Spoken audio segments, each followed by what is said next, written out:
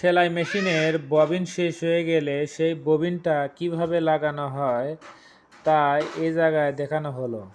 আপনার এটাকে আমরা সাধারণত সেলাই মেশিনের ববিন বলে থাকি। আর এই ববিন ছাড়া আপনার সেলাই মেশিন টোটালি অকেজো।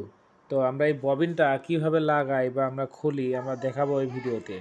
এইভাবে আপনারা সোজার দিকে ধরে টান দিবেন, ভিতরে থেকে দিলে এই ববিনটা আপনার স্মুথলি বাইর হয়ে আসবে। আসার পরে এই সুন্দরভাবে এই ববিনটা আবারও ঘাটে দিয়ে আপনার একটা লেবেল আছে, এই লেবেল সোজাসুজি করে আপনারা আবারও ভিতরের দিকে প্রবেশ করাবেন।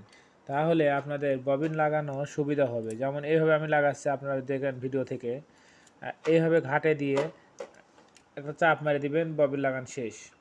তারপর দেখেন এখানে ববিনে লাগানোর পরে এদিকে আসি আমরা অয়েলে।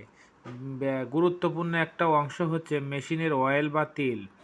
মেশিনের তেল সর্বোচ্চ 1 লিটার থাকা উত্তম। যদি 1 লিটারে কম থাকে তাহলে এই মেশিনের যান্ত্রিকভাবে ত্রুটির সম্মুখীন হতে পারে এবং আপনারা চেষ্টা করবেন মাঝে মধ্যে পরিষ্কার করার জন্য।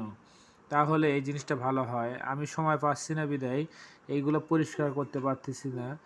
সময় পাওয়ার পরে একটু পরিষ্কার করব। এখানে দেখেন এই তেলটা ছাকনার মাধ্যমে ছিকে ভিতরে প্রবেশ করতেছে। তো এই ছাকনাটা মাঝে মধ্যে পরিষ্কার করলে আপনারা ভালো ফিডব্যাক পাবেন, কারণ এর ভিতরে অনেক ময়লা জমাট বাঁধে। আর যদি সঠিক সময় যদি পরিষ্কার না করেন তাহলে আপনাদের মেশিনের যান্ত্রিকভাবে অনেক সমস্যা হতে পারে। তো আমার মেশিনের অনেক সমস্যা আছে, অনেক আগেকার মেশিনটা পুরাতন মেশিন। দেখেন মেশিনের ভিতরে ময়লা জমে গেছে, মানে কার্বন। এই কার্বনটা রোধ করার জন্য আমাদের কিছু কাজ করার দরকার। তো এখানে এক ধরনের অ্যাসিড পাওয়া যায়, ওই অ্যাসিডটা তেল সব নিচে নেমে রেখে অ্যাসিডটা দিয়ে দিলেই আমাদের এই কালো দাগগুলো দূর হয়ে যাবে। তো এটা কোনো সমস্যা না, এটা ভিতরের অংশ। তো এখানে একটু কালো দাগ হয়ে থাকলেও সমস্যা না, এটা দেখতে খারাপ দেখা যায় বাট এটা থাকে ভিতরের দিকে। তো এটা কোনো বড় প্রবলেম না। তো আপনারা চেষ্টা করবেন আপনাদের মেশিনের যন্ত্রপাতিগুলো সব সুন্দরভাবে সূক্ষ্মভাবে রাখার মতো চেষ্টা করবেন ইনশাআল্লাহ। ধন্যবাদ আমার সাথে থাকার জন্য। আমার চ্যানেলকে আপনারা সবাই সাবস্ক্রাইব করবেন, লাইক কমেন্ট শেয়ার করবেন, পাশে রাখবেন।